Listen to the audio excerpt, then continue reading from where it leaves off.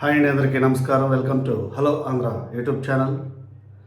వైఎస్ఆర్సీపీలో నంబర్ 2 పొజిషన్లో ఉన్నటువంటి విజయసాయిరెడ్డి గారు తన రాజ్యసభ సభ్యత్వానికిను అదేవిధంగా వైఎస్ఆర్సీపీ పార్టీకి రాజీనామా చేస్తున్నట్టు వార్తలు వస్తున్నాయి. అయితే ఈ విజయసాయిరెడ్డి రాజీనామా వెనకాల అసలు కథ ఏంటి అంటే ఆయన రాజీనామా చేయాల్సినంత అవసరం ఏముంది? అందులోనూ ఆయన వైఎస్ఆర్సీపీలో జగన్మోహన్ రెడ్డి గారి తర్వాత ఆయనే పెద్ద దిక్కని చెప్పుకోవాలి. 2019 ఎన్నికలకు ముందు జగన్మోహన్ రెడ్డి వైఎస్ఆర్సీపీ అధికారంలోకి రావడానికి విజయసాయిరెడ్డి చాలా ప్రధాన కారణం అని చెప్పాలి. ఎందుకంటే నాడు తెలుగుదేశం పార్టీ ఎన్డీఏలోంచి బయటకు రావడానికి ఆ విధంగా వచ్చేలా జరగడంలో విజయసాయిరెడ్డి ప్రధాన పాత్ర పోషించారు.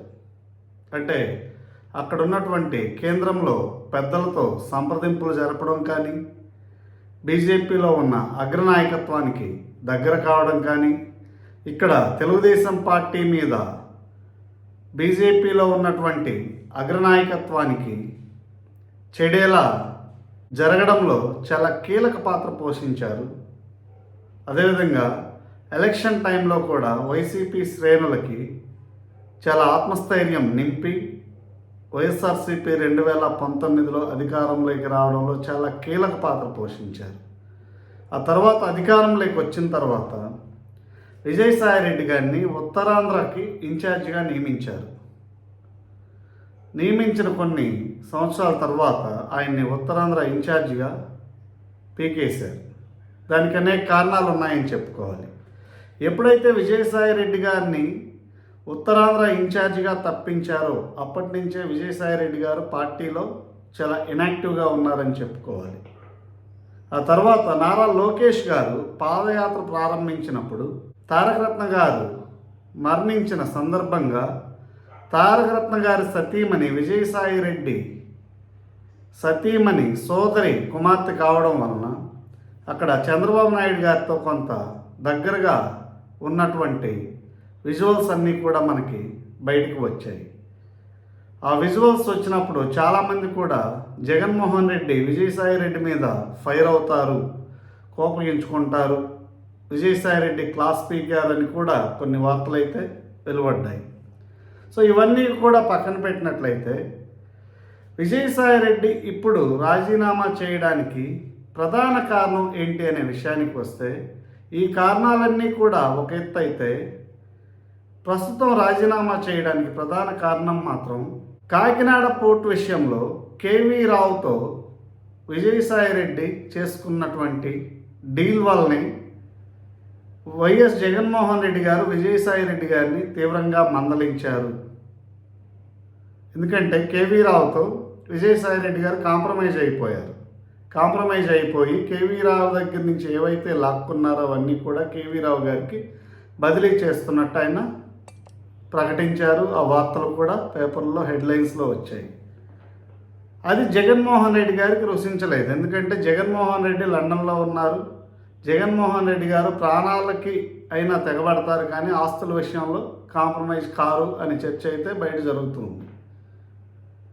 ఈ విషయంలో విజయసాయిరెడ్డిని తీవ్రంగా మందలించాడు.